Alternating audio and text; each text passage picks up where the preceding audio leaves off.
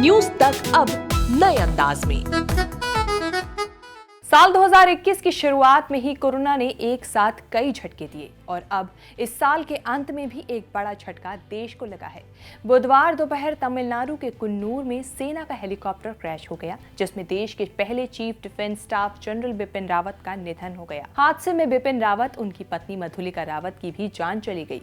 जानकारी के मुताबिक सीडीएस बिपिन रावत अपनी पत्नी के साथ वेलिंगटन में एक कार्यक्रम में शामिल होने के लिए गए थे। कुन्नूर के घने जंगल में यह हादसा हुआ था। भारत के पहले सीडीएस की मौत की खबर से देश में शोक की लहर दौड़ चुकी है।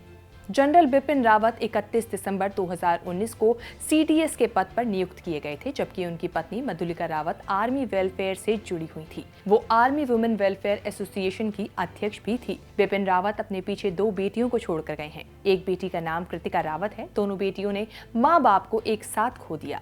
सीडीएस बनाए जाने से पहले बिपिन रावत 27वें सेना अध्यक्ष थे। बात करें बिपिन रावत और उनकी पत्नी के फैमिली बैकग्राउंड की, तो बिपिन रावत उत्तराखंड के पौड़ी गढ़वाल में जन्मे थे। उनका परिवार कई पीढ़ियों से सेना को अपनी सेवाएं देता हुआ आया है। तो वहीं उनकी पत्नी मधुलिका रावत मध्य प्रदेश के शहडोल जिला से ताल्लुक रखती हैं। बता दें कि मधुलिका रावत शहडोलपुर जिले में स्थित सुहागपुर रियासत के कुंवर मृगेंद्र सिंह की दूसरी बेटी थी। मधुलिका रावत की क्लास 3rd तक वहीं पर पढ़ाई हुई। इसके बाद 4 से 12वीं तक सिंधिया कन्या विद्यालय में ग्वालियर में उन्होंने पढ़ाई की। फिर दिल्ली यूनिवर्सिटी से साइकोलॉजी में ग्रेजुएशन की। बता दें कि बिपिन रावत से 1986 में उनकी शादी हुई थी। तब बिपिन रावत कैप्टन थे। दोनों की 2 बेटियां हैं। बड़ी बेटी कृतिका की शादी हो चुकी है और छोटी बेटी तारिणी अभी भी पढ़ाई कर रही है। मधुलिका रावत AWWA यानी आर्मी वाइफ्स वेलफेयर एसोसिएशन की प्रेसिडेंट और एक सोशल वर्कर भी थी।